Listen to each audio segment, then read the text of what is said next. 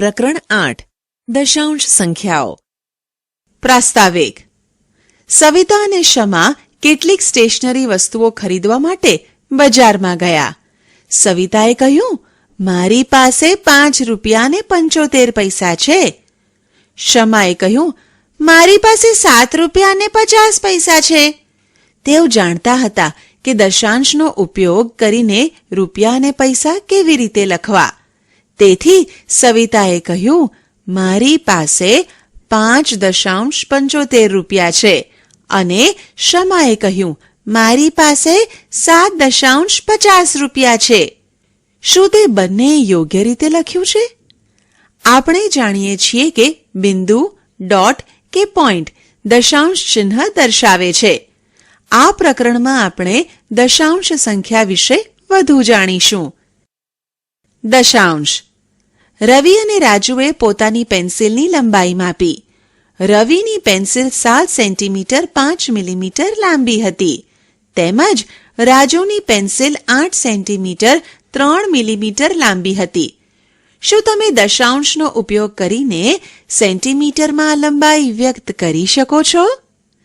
આપણે જાણીએ છીએ કે 10 મિલીમીટર બરાબર 1 સેન્ટીમીટર, તેથી 1 મિલીમીટર બરાબર 1 સેન્ટીમીટર તથા 1 બરાબર 0.1 સેન્ટીમીટર. હવે રવિની પેન્સિલની લંબાઈ 7 સેન્ટીમીટર 5 મિલીમીટર બરાબર 7.5 સેન્ટીમીટર, એટલે કે 7 સેન્ટીમીટર અને 1 સેન્ટીમીટરનો 5 ભાગ બરાબર 7.5 સેન્ટીમીટર.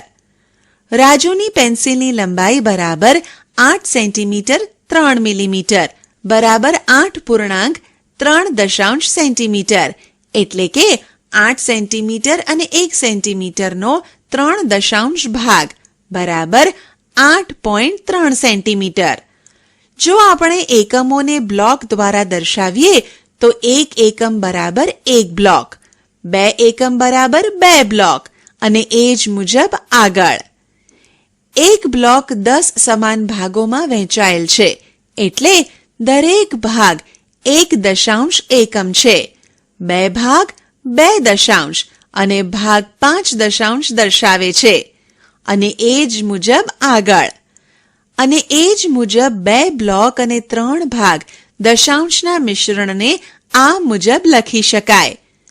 તેને આપણે 2.3 પણ લખી શકીએ છીએ અને 2.3 તરીકે પણ વાંચી શકીએ છીએ.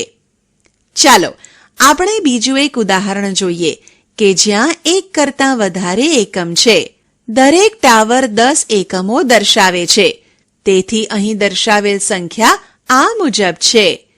તેથી 10 + 3 + 5 દશાંશ બરાબર 23.5, જેને 23.5 તરીકે વાંચવામાં આવે છે. સંખ્યા રેખા પર દશાંશ સંખ્યાનું નિરૂપણ. અપૂર્ણાંકનું સંખ્યા રેખા પર નિરૂપણ કર્યું. ચાલો હવે દશાંશ સંખ્યાને પણ નિરૂપણ કરતા શીખીએ. 0.6 ને સંખ્યા રેખા પર નિરૂપણ કરીએ. આપણે જાણીએ છીએ કે 0.6 એ 0 થી મોટી છે, પરંતુ 1 થી નાની છે, જેમાં 6 દશાંશ છે. સંખ્યા રેખા પર 0 અને 1 ની વચ્ચેની લંબાઈને 10 સમાન ભાગોમાં વિભાજિત કરો અને એમાંથી 6 ભાગ અહીં દર્શાવ્યા મુજબ લો. ઉદાહરણ. આપેલી સંખ્યાઓને સ્થાન કિંમત કોષ્ટકમાં લખો. ઉકેલ. એ. સંખ્યા 20.5 માં દશકના સ્થાનમાં 2, એકમના સ્થાનમાં 0 અને દશાંશના સ્થાનમાં 5 લખીશું. બી. સંખ્યા 4.2 માં એકમના સ્થાનમાં 4 અને દશાંશના સ્થાન પર 2 લખીશું. ઉદાહરણ. આપેલ દરેકને દશાંશ સ્વરૂપે લખો. ઉકેલ. એ. 2 એકમ અને 5 દશાંશ. 2 એકમ અને 5 દશાંશ બરાબર 2 + 5 દશાંશ બરાબર 2.5. બી. 30 અને 1 દશાંશ. 30 અને 1 દશાંશ બરાબર 30 વત્તા 1 દશાંશ બરાબર 30.1. ઉદાહરણ: આપેલ દરેકને દશાંશ સ્વરૂપે લખો. ઉકેલ: એ 30 વત્તા 6 વત્તા 2 દશાંશ. આપણી પાસે 3 દશક, 6 એકમ અને 2 દશાંશ છે.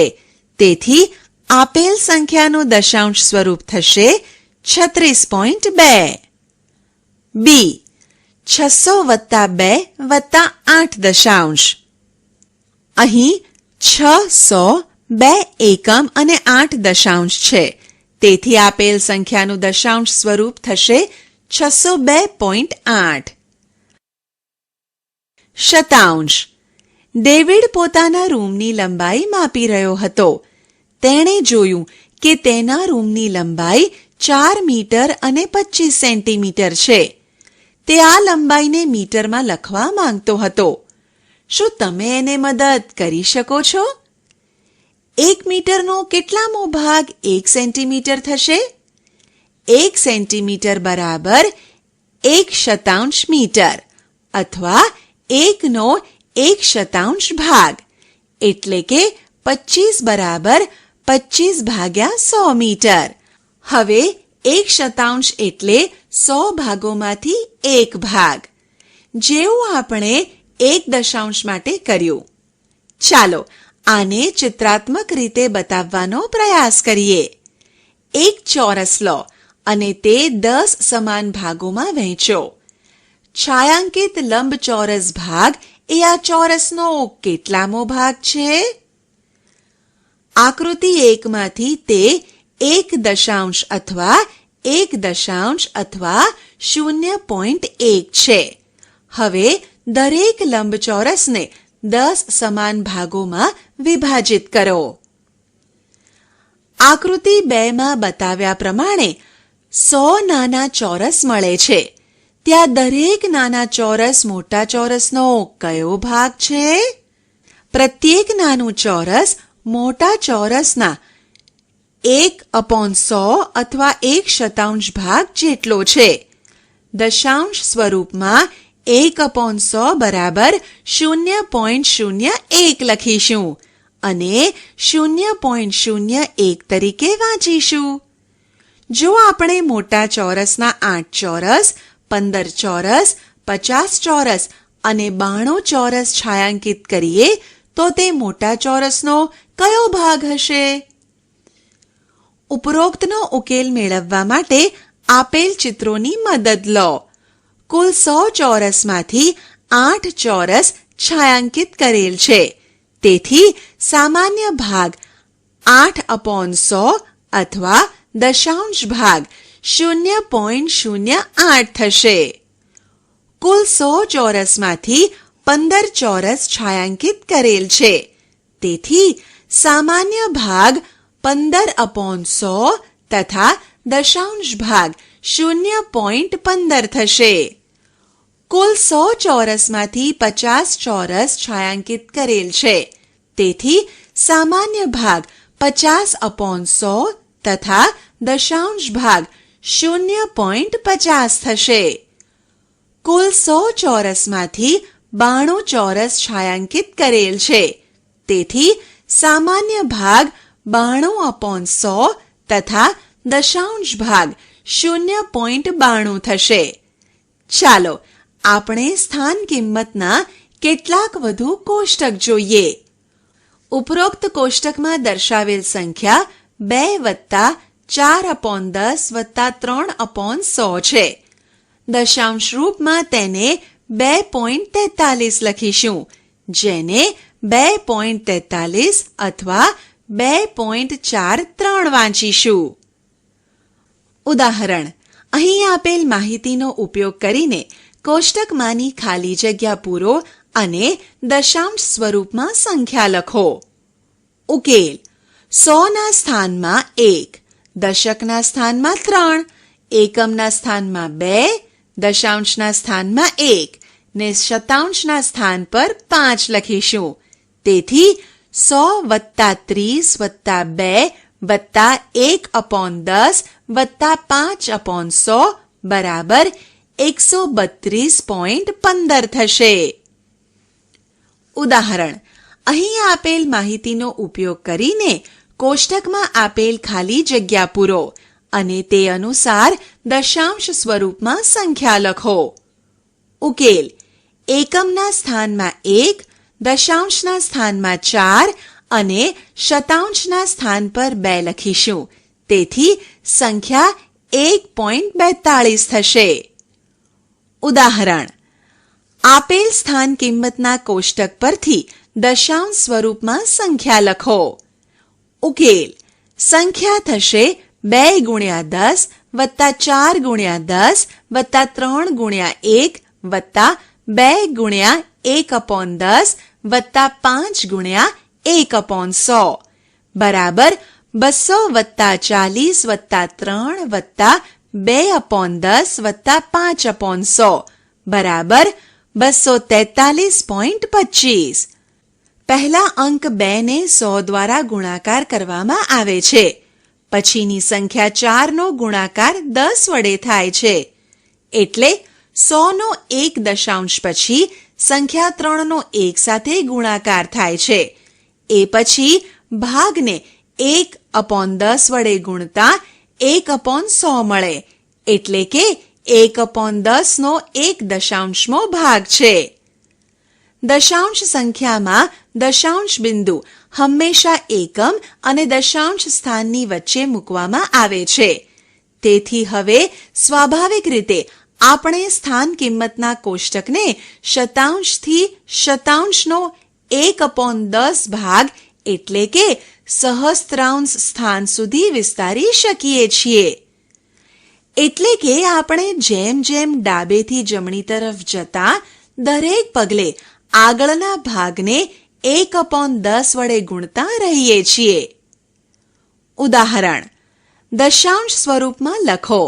a 4/5, b 3/4, c 7/1000. ઉકેલ: a 4/5 નો સમ અપૂર્ણાંક શોધવાનો છે કે જેનો છેદ 10 હોય. 4/5 બરાબર 4 ગુણ્યા 2/5 ગુણ્યા 2 બરાબર 8/10 બરાબર 0.8. b. અહીં આપણે 3/4 નો સમ અપૂર્ણાંક શોધવાનો છે કે જેનો છેદ 10 અથવા 100 હોય. પરંતુ એવી કોઈ પૂર્ણ સંખ્યા નથી કે જેનો 4 સાથે ગુણાકાર કરતા 10 મળે. તેથી આપણે છેદને 100 માં ફેરવવો પડશે. 3/4 બરાબર 3 ગુણ્યા 25/4 ગુણ્યા 25 બરાબર 75/100 બરાબર 0.75. c 7/1000. અહીંયા દશાંશ અને શતાંશનું સ્થાન 0 છે. તેથી આપણે 7/1000 ને 0.007 સ્વરૂપમાં લખીશું. ઉદાહરણ: આપેલ અપૂર્ણાંકને અતિ સંક્ષિપ્ત સ્વરૂપમાં લખો. ઉકેલ: a 0.04 બરાબર 4/100 બરાબર 1/25.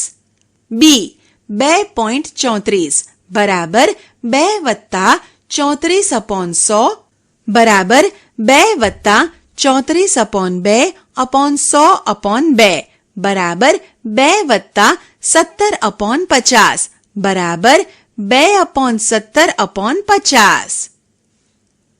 c 0.342 બરાબર 342 ભાગ્યા 1000 બરાબર 342/2/1000/2 બરાબર 171/500.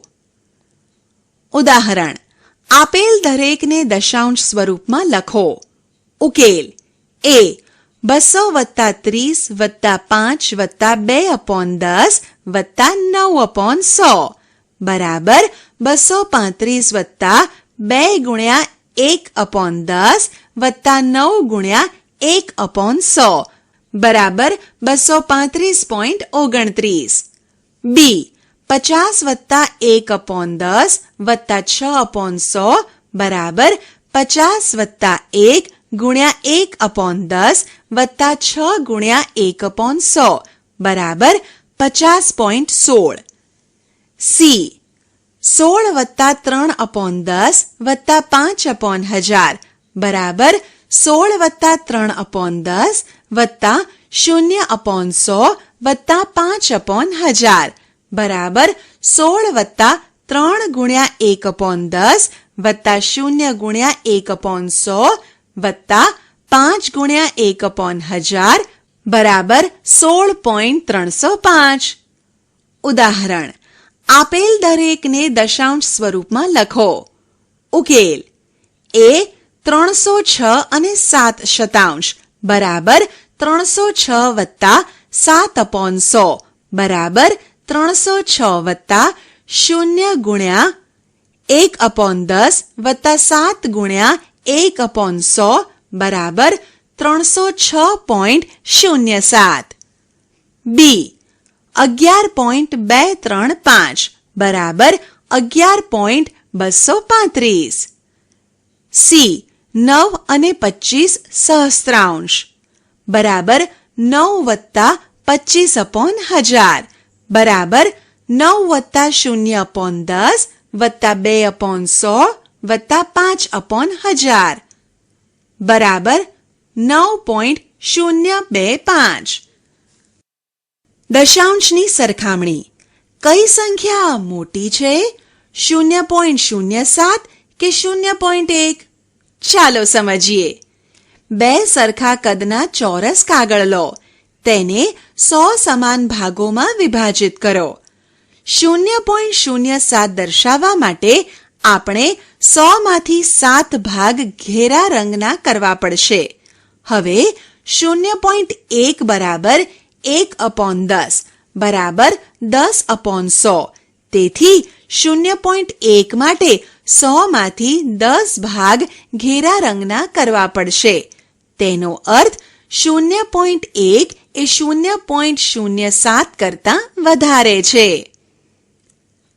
ચાલો હવે આપણે 32.55 અને 32.5 સંખ્યાઓની સરખામણી કરીએ. આ કિસ્સામાં આપણે સૌપ્રથમ સંપૂર્ણ ભાગની સરખામણી કરીએ છીએ. આપણે જોઈ શકીએ છીએ કે બંને સંખ્યાઓનો પૂર્ણ ભાગ 32 છે, એટલે કે સમાન છે. જો કે આપણે જાણીએ છીએ કે આ બે સંખ્યાઓ સમાન નથી. તેથી હવે આપણે તેના દશાંશ ભાગની સરખામણી કરીશું. આપણે જોઈ શકીએ છીએ કે 32.55 અને 32.5 માટે તેના દશાંશ ભાગ પણ સમાન છે. તેથી હવે આપણે તેના શતાંશ ભાગની સરખામણી કરીએ. 32.55 બરાબર 32 વત્તા 5/10 વત્તા 5/100 અને 32.5 બરાબર 32 વત્તા 5/10 વત્તા 0/100. તેથી 32.55 એ 32.5 કરતાં વધારે છે, કારણ કે 32.55 ના શતાંશ સ્થાનની સંખ્યા 32.5 ની શતાંશમાં સ્થાનની સંખ્યા કરતાં મોટી છે. ઉદાહરણ: કઈ સંખ્યા મોટી છે? ઉકેલ: એ 1 કે 0.99. 1 બરાબર 1 વત્તા 0/10 વત્તા 0/100. 0.99 બરાબર 0 વત્તા 9/10 વત્તા 9/100. અહીં 1 નો પૂર્ણ ભાગ 1, 0.99 ના પૂર્ણ ભાગ 0 કરતાં મોટો છે. તેથી 1 0.99 કરતાં વધારે છે. બી 1.09 બરાબર 1 વત્તા 0/10 વત્તા 9/100 વત્તા 0/1000. 1.093 બરાબર 1 વત્તા 0/10 વત્તા 9/100 વત્તા 3/1000. આ કિસ્સામાં બંને સંખ્યાઓના શતાંશ સ્થાન સુધી બધા અંક સમાન છે, પરંતુ 1.093 નો સહસ્ત્રાંશ સ્થાન 1.09 કરતા મોટો છે. તેથી 1.093 1.09 કરતા વધારે છે.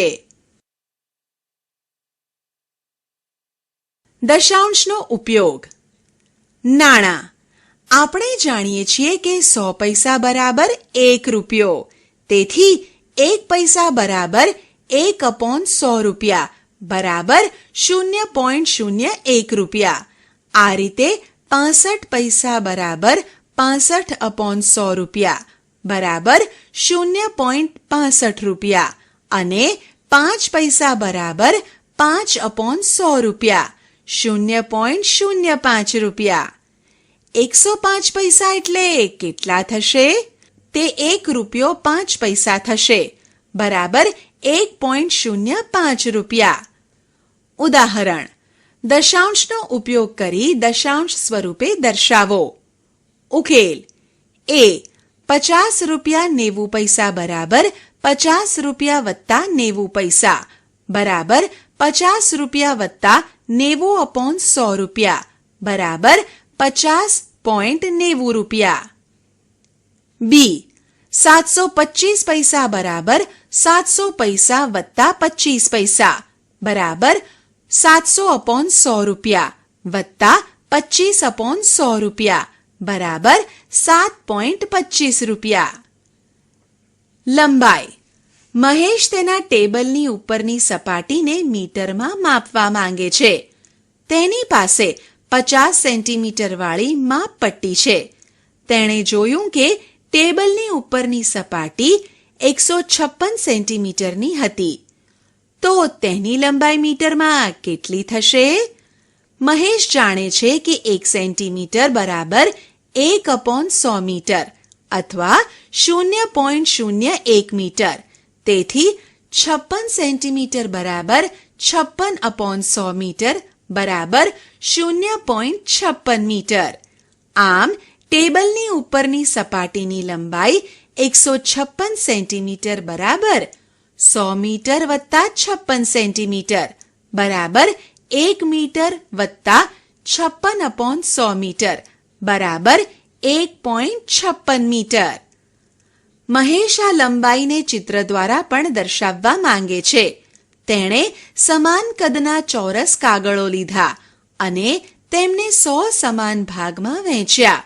તેણે તે દરેક ચોરસને 1 સેન્ટીમીટર તરીકે ઓળખ્યા. વજન. નંદુએ 500 ગ્રામ બટાકા, 250 ગ્રામ શિમલા મિર્ચ, 700 ગ્રામ ડુંગળી, 500 ગ્રામ ટામેટા, 100 ગ્રામ આદુ અને 300 ગ્રામ મૂળા ખરીદ્યા. તો થેલીમાં શાકભાજીનું કુલ વજન કેટલું છે? તો ચાલો થેલીમાં રહેલી બધી શાકભાજીના વજનનો સરવાળો કરીએ. ઉકેલ. 500 ગ્રામ વત્તા 250 ગ્રામ વત્તા 700 ગ્રામ વત્તા 500 ગ્રામ વત્તા 100 ગ્રામ વત્તા 300 ગ્રામ બરાબર 2350 ગ્રામ. આપણે જાણીએ છીએ કે 1000 ગ્રામ બરાબર 1 કિલોગ્રામ. તેથી 1 ગ્રામ બરાબર 1/1000 કિલોગ્રામ બરાબર 0.001 કિલોગ્રામ. આમ 2350 ગ્રામ બરાબર 2000 ગ્રામ વત્તા 350 ગ્રામ બરાબર 2000/100 કિલોગ્રામ વત્તા 350/1000 કિલોગ્રામ બરાબર 2.350 કિલોગ્રામ. અર્થાત 2350 ગ્રામ બરાબર 2 કિલોગ્રામ 350 ગ્રામ બરાબર 2.350 કિલોગ્રામ. આમ નંદુની થેલીમાં કુલ 2.350 કિલોગ્રામ શાકભાજી છે. ઉદાહરણ. દશાંશનો ઉપયોગ કરી કિલોગ્રામ સ્વરૂપે દર્શાવો. ઉકેલ. એ 2 ગ્રામ બરાબર 2/1000 કિલોગ્રામ બરાબર 0.002 કિલોગ્રામ.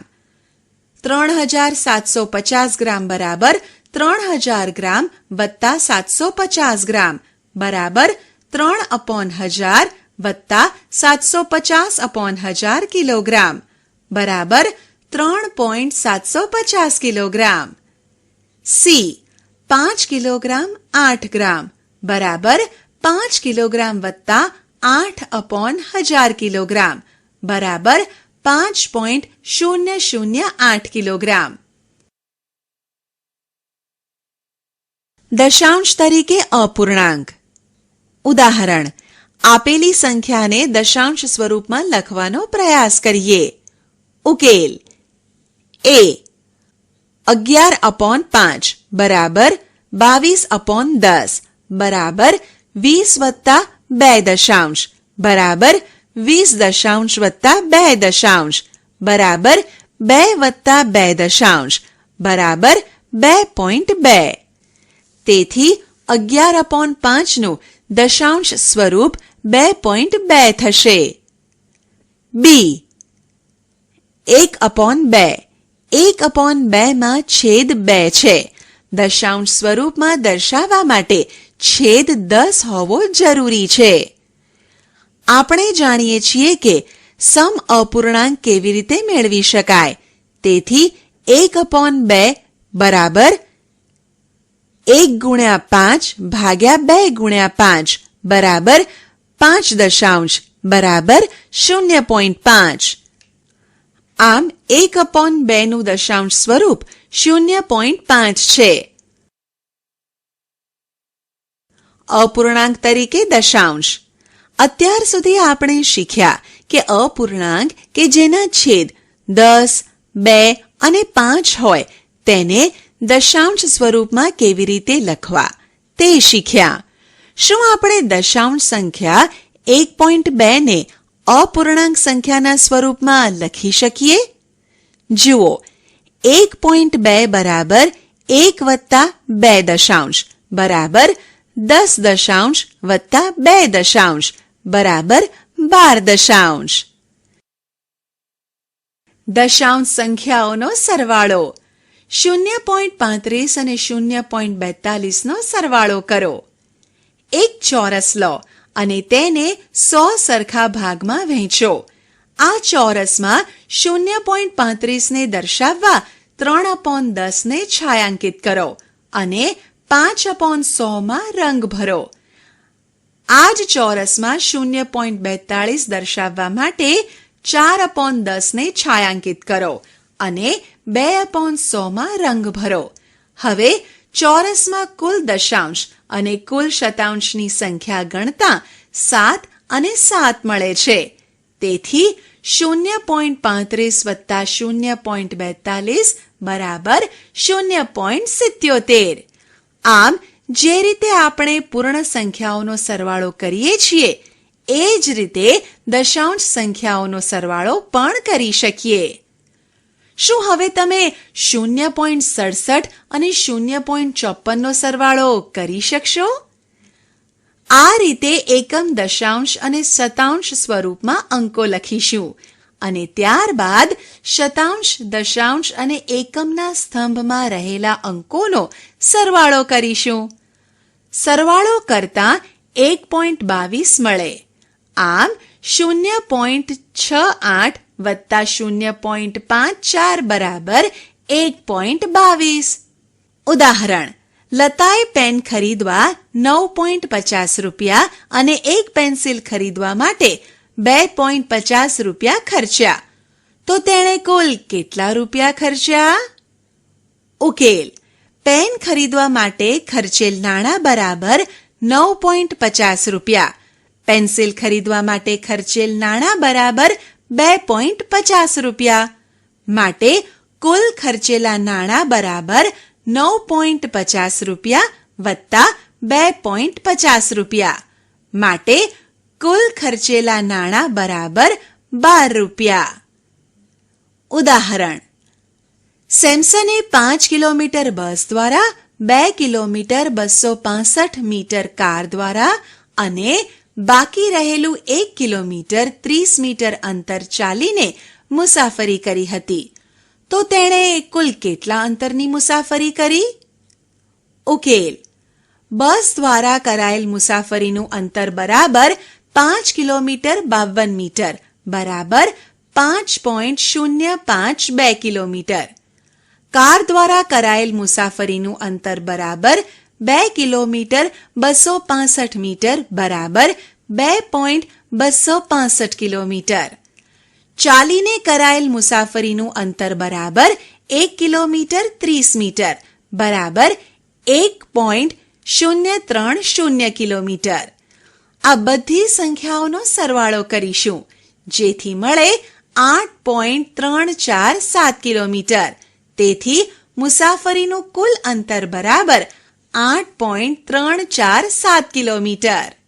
ઉદાહરણ: રાહુલે 4 કિલોગ્રામ 90 ગ્રામ સફરજન, 2 કિલોગ્રામ 60 ગ્રામ દ્રાક્ષ અને 5 કિલોગ્રામ 300 ગ્રામ કેરીઓ ખરીદી. તો તેણે ખરીદેલા ફળોનું વજન શોધો. ઉકેલ: સફરજનનું વજન બરાબર 4 કિલોગ્રામ 90 ગ્રામ બરાબર 4.090 કિલોગ્રામ. દ્રાક્ષનું વજન બરાબર 2 કિલોગ્રામ 60 ગ્રામ બરાબર 2.060 કિલોગ્રામ. કેરીનું વજન બરાબર 5 કિલોગ્રામ 300 ગ્રામ બરાબર 5.300 કિલોગ્રામ. આપેલ બધી સંખ્યાઓનો સરવાળો કરતા મળે 11.450 કિલોગ્રામ. તેથી ખરીદેલા ફળોનું કુલ વજન બરાબર 11.450 કિલોગ્રામ. દશાંશની બાદબાકી. સમજૂતી: 1.32 ને 2.58 માંથી બાદ કરો. 2.58 અને 1.32 ને આ રીતે કોષ્ટકમાં લખીશું. ત્યારબાદ બાદબાકી કરતા 1.26 મળે. તેથી આપણે કહી શકીએ કે દશાંશોની બાદબાકી શતાંશમાંથી શતાંશ, દશાંશમાંથી દશાંશ, એકમમાંથી એકમ તેમજ આ પ્રકારના અન્યની બાદબાકી કરવાથી થાય છે. જેવી રીતે આપણે સરવાળામાં કર્યું હતું. કેટલીક વાર જ્યારે દશાંશોની બાદબાકી કરીએ છીએ ત્યારે આપણને અંકોનો સમૂહ ફરી બનાવવો પડે છે. ચાલો આપણે 3.5 માંથી 1.74 બાદ કરીએ. સૌ પ્રથમ આપેલ સંખ્યાઓને કોષ્ટકમાં લખીશું. અહીં શતાંશના સ્થાન પર બાદબાકી શક્ય નથી. તેથી ફરી સમૂહ બનાવી બાદબાકી કરતા 1.76 મળે. ઉદાહરણ: અભિષેક પાસે 7.45 રૂપિયા હતા. તેણે 5.30 રૂપિયાની ચોકલેટ ખરીદી. તો અભિષેક પાસે કેટલા રૂપિયા બાકી રહે તે શોધો. ઉકેલ: કુલ રૂપિયા બરાબર 7.45 રૂપિયા. ચોકલેટ માટે કરેલો ખર્ચ બરાબર 5.30 રૂપિયા માટે બાકી રહેલ રૂપિયા બરાબર 7.45 બાદ 5.30 બરાબર 2.15 રૂપિયા. ઉદાહરણ: ઉર્મિલાની શાળા તેના ઘરથી 5 કિલોમીટર 350 મીટરના અંતરે આવેલી છે. તે 1 કિલોમીટર 70 મીટર ચાલીને અને બાકી રહેલ અંતર બસમાં મુસાફરી કરીને કાપે છે. તો તે બસમાં મુસાફરી કરી કેટલું અંતર કાપે છે? ઉકેલ: ઘરથી શાળાનું કુલ અંતર બરાબર 5.350 કિલોમીટર. ચાલીને કાપેલું અંતર બરાબર 1.070 કિલોમીટર. તેથી બસમાં મુસાફરી દ્વારા કપાયેલું અંતર બરાબર 5.350 કિલોમીટર બાદ 1.070 કિલોમીટર બરાબર 4.280 કિલોમીટર. આમ બસમાં મુસાફરી દ્વારા કપાયેલું અંતર બરાબર 4.280 કિલોમીટર અથવા 4 કિલોમીટર 280 મીટર. ઉદાહરણ: રૂબીએ 5 કિલોગ્રામ 200 ગ્રામ વજનનું તરબૂચ ખરીદ્યું. તેમાંથી તેણે 2 કિલોગ્રામ 750 ગ્રામ તેના પાડોશીને આપ્યું. તો રૂબી પાસે બાકી રહેલ તરબૂચનું વજન કેટલું થશે? ઉકેલ: તરબૂચનું કુલ વજન બરાબર 5.200 કિલોગ્રામ. તેના પાડોશીને આપેલ તરબૂચનું વજન બરાબર 2.750 કિલોગ્રામ. તેથી બાકી રહેલ તરબૂચનું વજન બરાબર 5.200 કિલોગ્રામ બાદ 2.750 કિલોગ્રામ બરાબર 2.450 કિલોગ્રામ. આપણે શું શીખ્યા? 1. એકના ભાગ તરીકે લેવું. એકના 10 ભાગ બરાબર 1/10 થાય. તે દશાંશમાં 0.1 તરીકે લખી શકાય. ટપકાનું નિશાન દશાંશ ચિહ્ન બતાવે છે અને તે એકમ સ્થાન અને દશાંશ સ્થાનની વચ્ચે આવે છે. 2. છેદમાં 10 હોય તેવી તમામ સંખ્યાઓ દશાંશ સ્થાન વડે દર્શાવી શકાય છે અને ઉલટું પણ સાચું છે. 3. એકના 100 ભાગ બરાબર 1/100 જેને 1/100 કહે છે અને 0.01 તરીકે દર્શાવાય છે. 4. છેદમાં 100 હોય તેવી તમામ સંખ્યાઓ દશાંશ સ્થાન વડે દર્શાવી શકાય છે અને ઉલટું પણ સાચું છે. 5. સ્થાન કિંમતના કોષ્ટકમાં જેમ આપણે ડાબી બાજુથી જમણી બાજુ જઈએ તેમ 1/10 વડે ગુણતા જવું પડે છે. જેમ કે 1/10 ની જમણી બાજુએ 1/100 આવે. 6. દરેક દશાંશને સંખ્યા રેખા પર પણ દર્શાવી શકાય છે. 7. દરેક દશાંશને અપૂર્ણાંક તરીકે દર્શાવી શકાય છે. 8. કોઈ પણ બે દશાંશ સંખ્યાઓને સરખાવી શકાય છે. જેમાં પહેલા પૂર્ણ ભાગથી શરૂઆત કરાય છે અને પૂર્ણ ભાગ સમાન હોય તો તેના 10મા ભાગને સરખાવવો. 9. દશાંશનો આપણે રોજિંદા જીવનમાં ઘણી રીતે ઉપયોગ કરીએ છીએ. ઉદાહરણ તરીકે પૈસા, લંબાઈ અને વજનના એકમ દર્શાવવા. આશા છે કે તમને આ ઈ લર્નિંગ મોડ્યુલમાં મજા આવી હશે. આભાર.